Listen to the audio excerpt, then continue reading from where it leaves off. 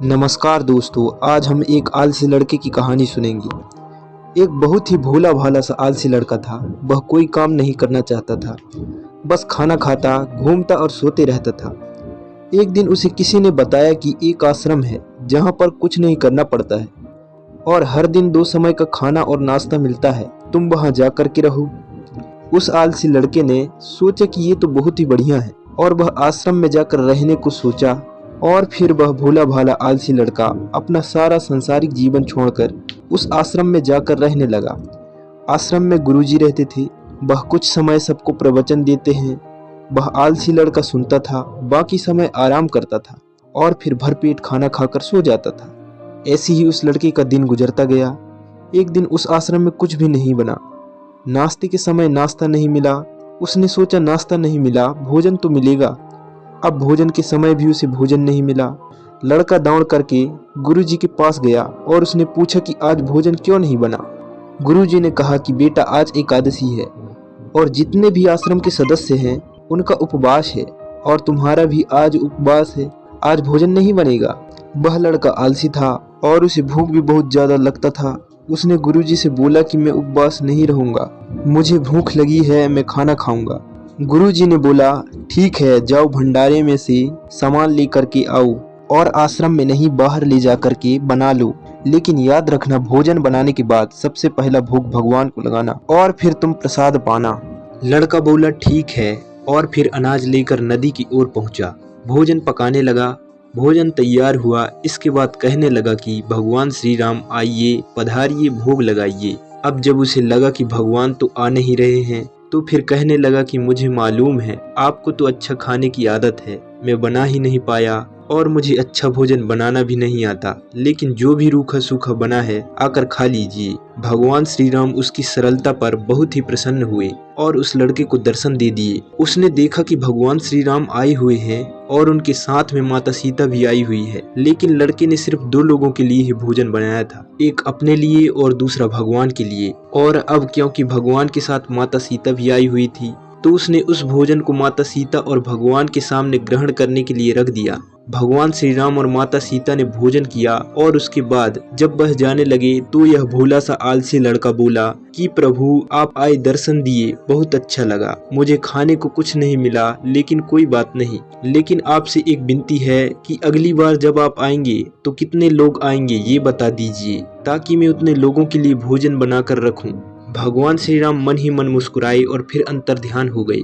लड़का आश्रम गया। दिन बीतता गया और फिर एकादशी का दिन आया और इस बार उसने 3-4 लोगों के लिए अनाज लेकर के खाना बनाने के लिए नदी के किनारे पहुंचा और उसने बड़ी प्रसन्नता से भोजन बनाया और इंतजार करने लगा कि प्रभु आइए और भोग लगाइए।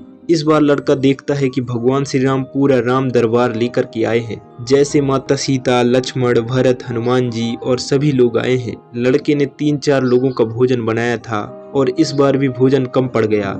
लड़के ने निराश होकर भोजन को प्रभु के आगे रख दिया। उन्होंने भोजन किया और फिर चले गए और इस बार भी लड़का फिर से भूखा रह गया। अब लड़का फिर आश्रम गया। दिन बीतता गया और फिर एकादशी का दिन आया और इस बार गुरुजी से कहने लगा कि गुरुजी मुझे इस बार थोड़ा ज्यादा अनाज चाहिए। गुरुजी सोचने लगी कि यह इतना सारा अनाज का करता क्या है, कहीं इसे बेचता तो नहीं है। फिर उन्होंने कहा कि ठीक है, भूख से परेशान रहता है। लड़के ने कहा ही नहीं कि गुरुजी मैं भूख से परेशान नहीं रहता हूँ, प्रभु के साथ बहुत लोग आते हैं, उनको भी तो भोजन करना पड़ता है। गुरुजी को लगा कि लड़का पागल हो गया है, लेकिन गुरुजी ने सोचा कि चलो एक बार चलकर देखते हैं कि लड़का इस अनाज का करता क्या है। वह भोला सा लड़का अनाज लेकर के नदी के किनारे पहुंचा और इस बार भोजन बनाया ही नहीं। उसने सोचा कि प्रभु हर बार ज्यादा लोगों को लेकर के आते हैं, इस बार वह जितने भी आएंगे खुद बना करके भोग लगा लेंगे और फिर प्रेम से प्रभु को बुलाने लगा। गुरुजी ये सब छुपकर देख रहे थे कि ये भोजन तो बनाया ही नहीं और प्रभु को बुला रहा है, लेकिन लड़के ने देखा कि इस बार प्रभु के साथ बहुत से लोग आए हुए हैं, तो उसने प्रभु के सामने हाथ जोड़ करके कहा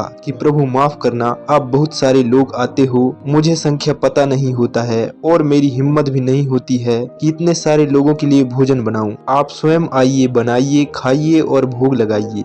प्रभु मुस्कुराते हैं और अपने साथ आए सभी लोगों के साथ मिल करके भोजन बनाते हैं। गुरुजी ये सब छुप करके देखते हैं और फिर लड़के के पास आकर कहते हैं कि तुम क्या कर रहे हो। लड़का कहता है कि गुरुजी आपको दिख नहीं रहा है कि भगवान श्री राम पधारे हैं, माँ सीता आई हुई है, हनुमान जी भी आए हुए हैं और भी सभी लोग आए हुए हैं, भोजन बन रहा है। गुरुजी ने बोला कि पागल हो गया है, मुझे तो कोई दिख ही नहीं रहा। लड़का गुस्सा हो गया और बोला, प्रभु आप ये क्या कर रहे हो, एक तो मुझे भूखा रखा है और गुरुजी को दर्शन नहीं दे रहे हो, जो मुझे पागल समझ रहे हैं, कृपा करके गुरुजी को दिख जाओ। भगवान बोले, नहीं मैं इन्हें नहीं दिख सकता। लड़का बोला, क्यों नहीं दिख सकती, मेरे गुरुजी तो बहुत महान है, बहुत बड़े ज्ञानी और ज्ञाता हैं। भगवान बोले, हाँ ज्ञानी और ज्ञाता होंगे लेकिन तुम्हारी तरह सरल नहीं है। जो सरलता तुम में है वो तुम्हारे गुरुजी में नहीं। लड़के ने ये बात गुरुजी से कह दी कि भगवान श्री राम कह रहे हैं कि आप में सरलता नहीं है, आप मेरी तरह सरल नहीं है, इसलिए आपको नहीं दिख सकते। गुरुजी की आंखें नम हो गई और रोने लगे और बोले कि बिल्कुल सही कहा, मेरे अंदर तुम्हारी जितना सरलता नहीं है, और फिर माफी मांगने लगे। फिर भगवान ने गुरुजी को भी दर्शन दिए। ये कहानी हमें यह सिखाती है कि जीवन में सरलता सबसे आवश्यक है। जितना सरल बने रहेंगे उतना जीवन में आगे बढ़ते चले जाएंगे। जब आप सरल होते हैं तो आप खुद भी मुस्कुराते हैं और दूसरों को भी मुस्कुराने की वजह देते हैं। अगर आपको ये कहानी अच्छी लगी हो तो लाइक, शेयर, कमेंट कीजिए और ऐसी ही नई वीडियो के लिए चैनल को सब्सक्राइब कर लीजिए।